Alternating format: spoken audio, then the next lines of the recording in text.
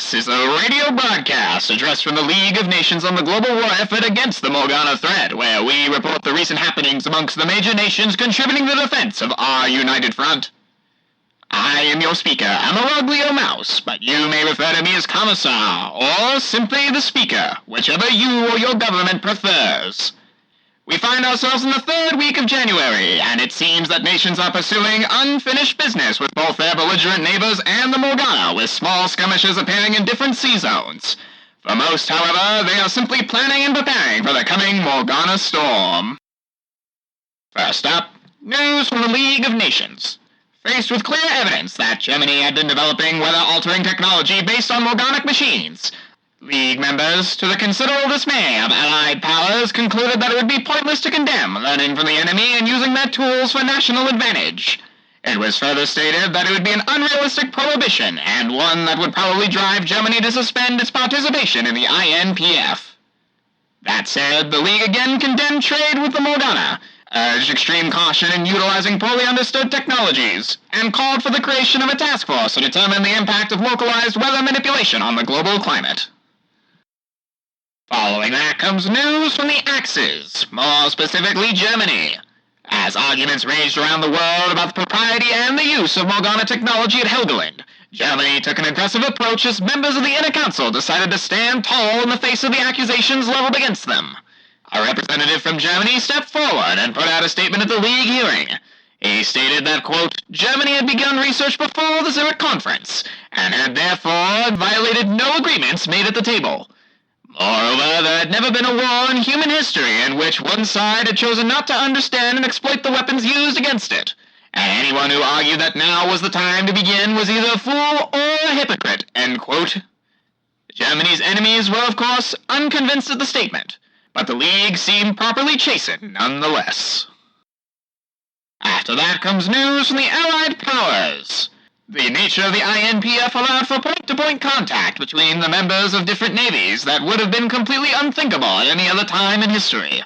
So, with little enough fanfare, Britons and French sailors serving with Germans started making discreet overtures to officers deemed likely to be sympathetic. The Kriegsmarine knew as well as anyone the threat that the Morgana posed. They certainly knew better than Hitler and the crowd in Berlin, and the whole Helgoland disaster made it clear that the Nazis were willing to risk Germany's own well-being by messing with forces they did not yet understand. Nobody was calling for a mutiny, and nobody was calling for acts of disloyalty. They just encouraged their German friends not to fall into the traps the Morgana were clearly setting out for them. It was hard to say how many German officers really listened, however, but it's noteworthy that the Oberkommando der Marine didn't receive reports that an organized effort or mutiny was currently underway. And with that comes news from the Comintern. In the midst of the Helgoland controversy, and the outright tear from some quarters about the threat of Germany being able to change the weather, communist sympathizers in France had a very simple message to convey. Quote, maybe the Soviets aren't the ones you should be worried about, end quote. Sources say that for the first time since the fall of the Tsars, it was a message that resonated widely among French authorities and intellectuals alike. Following the updates from the world's factions comes news from Italy, who continues to be the world's leading nation in combating the Morgana threat. Certainly, the biggest news in the Mediterranean this week was Vanity's radio announcement regarding the date of her conference, Sunday, April 21st, 1940. She said alongside that, quote, to commemorate the founding of the old Rome, and to celebrate the creation of a new Rome, end quote. Italian SIS operatives attempted to find the origin of the radio signal, which seemed to originate from somewhere in the Adriatic Sea, though she herself was nowhere to be seen. Sources say Mussolini didn't take it well, from all accounts. Indeed, to the extent that Italy was the only nation in the world that seemed to be so explicitly targeted by one of the enemy, the entire citizenry was a bit on edge. But that said, they had faith in the Regia Marina, which had so far not faced a threat it could not conquer. In other news, on January 14th, a dead disease drifted along the Libyan coast and ultimately beached not so far from Leptis Magna. A short meeting was held to discuss the issue, and within the hour, members from the Italian government decided that it was a matter of the utmost urgency, with 90% voting in favor of the war plan sealed away. Orders were then issued to both the Regia Marina and the Regia Esercito that a hulk be kept away from the local population and contained at all costs. Radio receivers in Italian East Africa promptly received groaning broadcasts from a voice claiming to be disease.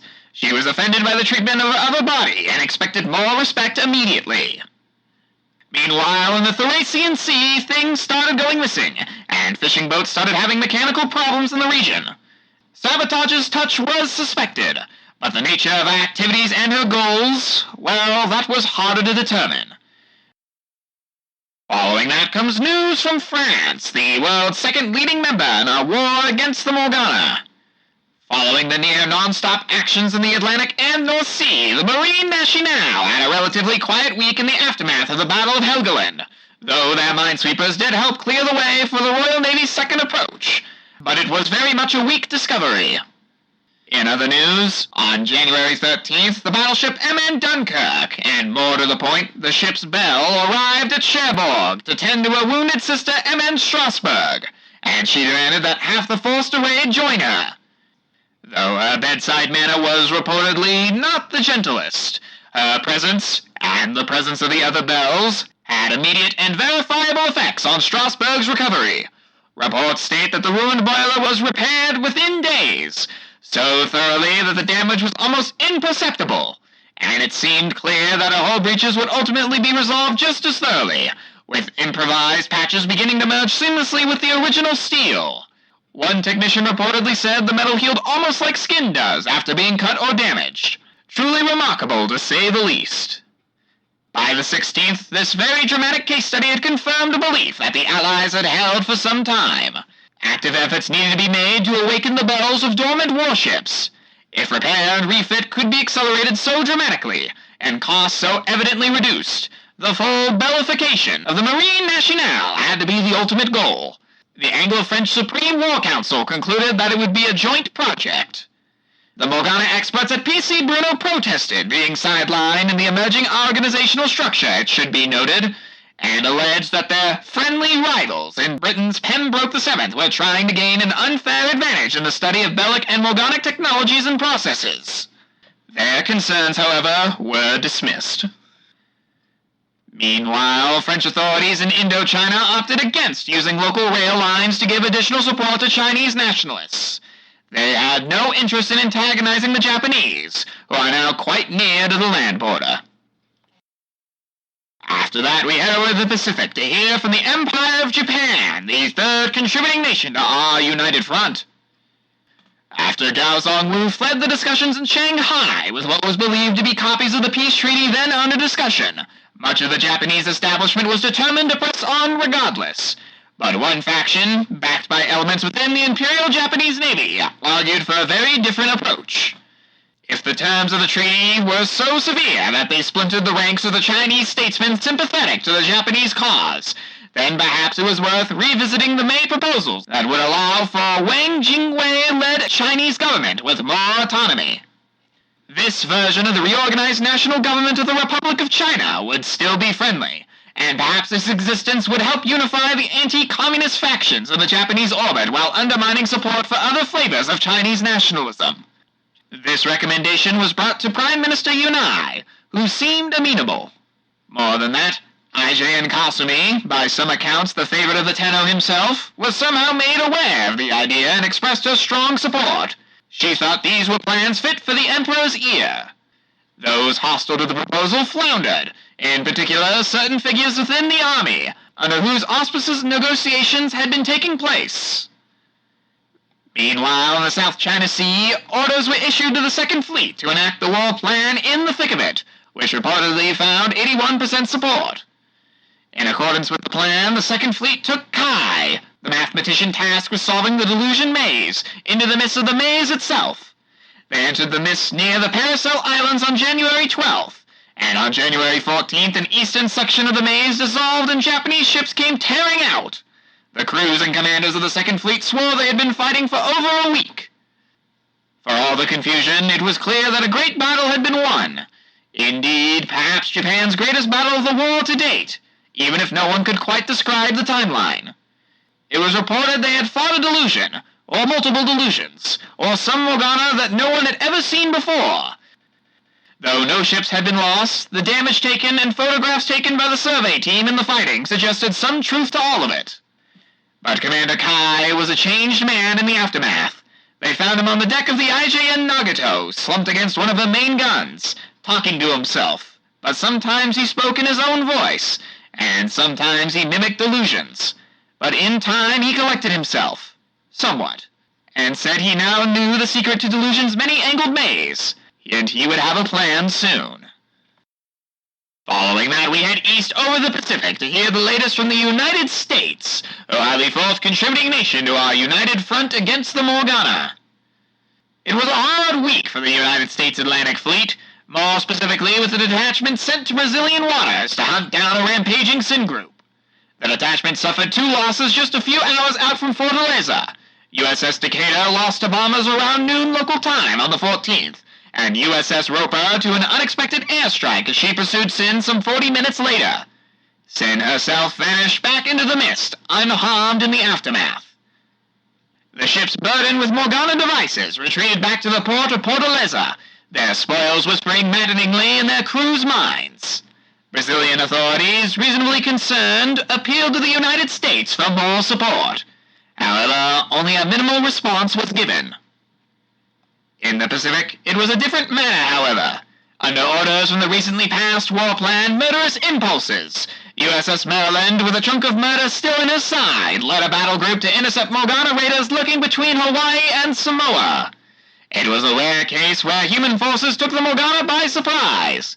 Indeed, dear listener, the lead murder seemed not to see USS Maryland coming until her guns were firing upon her. In the aftermath, murder incarnations near the Philippines rage, shouting to any human close enough to hear that Maryland's days were numbered. It was personal now. The Norfolk project team, under advice from the Department of the Navy, decided to prioritize the study of Morgana communications technology shortly after the results of Maryland's raid became known. The idea of extrasensory communication, free from the vulnerabilities of radio broadcasts, was very appealing indeed, and even the softer target of decrypting Morgana conventional broadcasts, which presumably contained more specific information, was a worthy one to pursue. It was rumored that the Norfolk project team was offered a blank check, and they accepted. Following that comes news from our comrades in the North, the Soviet Union, who are the 5th contributing member to our united front.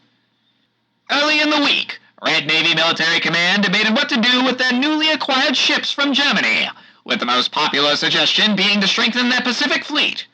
Their proposal, the war plan New Arrivals Pacific, was submitted, but the Politburo was split on the decision as the Winter War was currently ongoing. In the end, it passed with a meager 52% support, and so orders came from Moscow of the newly delivered Blucher, who was battle-ready, and Prince Eugen, who was not, but was at least fit to sail, would set out for the Pacific upon completion of the agreement, with Seydlitz set to join them as soon as she was ready. It was much-needed good news for the Pacific Fleet, currently readying for a major battle with the Morgana in the Tartary Strait, and a disappointment to the Baltic Fleet, who were facing Finns and Morgana alike. The Black Sea Fleet was indifferent, and was simply bracing for, and likely dreading whatever Vanity had in mind for April. Meanwhile, the situation in the Baltic featured one interesting development, even as the winter ice spread. The Finnish escort vessel FNS Ora II, which apparently had a barrel, engaged Morgana in a kind of desperate volley, nearly blew herself up, and then vanished. Bell teleportation was well documented at this point. The first captain of the INPF seemed to accomplish it casually, but this was unexpected and atypical, and given that a relative aid suggested a fair degree of Bell magic power beyond her conventional armaments, it became the subject of considerable speculation. Her whereabouts in the aftermath are currently unknown. After that comes news from the United Kingdom, the 6th contributing member to our war against the Morgana. The big news this week was on January 13th, when the Royal Navy launched a surprise raid on the Helgoland Islands to determine the extent of what remained of the German Morganic technology, and to steal whatever they could grab in a very short window. Before dawn, with the assistance of French minesweepers, a small British force caught the attention of German defenders off the Dutch coast, peeling away some Kriegsmarine defenders in the north. Following the lead of HMS Seawolf, a submarine belle with an uncanny knack for detecting mines, the main British force then swept down along the Danish coast. They paid a high price for their daring. HMS Grafton was torpedoed by KMS Max Schultz, and HMS Arethusa, freshly returned from the Mediterranean, met her end after failing to heed HMS Seawolf's instructions off the North Frisian archipelago. The Germans weren't able to deploy bombers due to the weather, and their defenses were disorganized, allowing the Royal Navy to stage a landing at Duna, an island that had suffered much less from British bombing than had Helgoland proper. Once landed, Royal Marines within hours retrieved strange devices that was clearly inhuman in origin. When the raiders left, it was in victory. Also this week, the naval forces in the Sulu Sea had their first major brush with the effects of Delusion's maze in the west, as civilian ships crewed by people whose minds had been poisoned by the mist began flooding into the area. The British approach to their arrival was as compassionate as the circumstances allowed. Boarding parties retrieved the afflicted with as little violence as possible, though more than was desired, reports say, and restraints were devised. There was then some debate about whether they would go to Borneo from here or more secure locations further afield, as these people needed care urgently. Most of the afflicted couldn't even feed themselves, sources say. Meanwhile, the Anglo-French Supreme War Council resolved this week to launch a joint British-French project to learn how to wake the bells of all of the inanimate warships currently in both fleets, though it would not be conducted primarily through Pembroke VII, which earned a certain amount of resentment from Dr. Vane and her colleagues. They blamed the influence of the French-Polish PC Bruno Station, which they also claimed was riddled with Morgana infiltrators, though such a statement couldn't be proven. Lastly, but certainly not least, comes the latest news from Germany, the seventh contributing nation in our war against the Morgana. The Kriegsmarine started the week in a defensive posture around Helgoland, even as scientists, engineers, and laborers tried to sift through the ruins of the weather control facility in search of salvageable technology. British bombers were still trying to obliterate the remains of the place, and every AA gun mattered. On January 13th, to German officers' outright astonishment, the Allies launched a second full-scale raid, apparently with the intention of inserting Marines on the island to possibly complete the destruction, or rather, see for themselves what could be taken. The audacity of the attack worked in its favor at first. After a feint from the west, accompanied by French minesweepers that weren't actually sweeping many mines, reports state, the main British force came in just before dawn, down along the Danish coast, where scattered Morgana and German mines had been expected to present much more of a hazard than they ultimately did. But, audacity notwithstanding, the results were mixed. The Kriegsmarine lost no ships. The British lost 2. The crew of the KMS Max Schultz, whose torpedo accuracy had come to be the subject of much discussion amongst officers and belles alike, sank HMS Grafton on the approach to the Nordfriesische Inseln, and HMS Arethusa had fatal contact with a displaced mine within sight of Helgoland itself. The British managed a brief landing on Duna, where auxiliary facilities with Morgana tech had been constructed, but they were in and out in less than 2 hours. Surely they couldn't have found much. However, they couldn't have found much wasn't a particularly effective defense for the Kriegsmarine in the aftermath. They had been tasked with guarding the Helgoland Islands, and, ultimately, they had failed. Now they had to decide what to do next. And with that concludes the League of Nations War Report for the 3rd week of January. While Morgana activity hasn't risen drastically this week, it's likely that this is simply the calm before the storm. We encourage all nations to focus on the Morgana threat looming over the horizon. If the war is only to escalate further, we must be prepared. And as a reminder to all captains and citizens alike that this League of Nations broadcast is intended on keeping you informed about the unified war effort against the Morgana, so that you may be prepared for what's to come. And what better way is there to be prepared than by purchasing some war bonds, my dear listeners?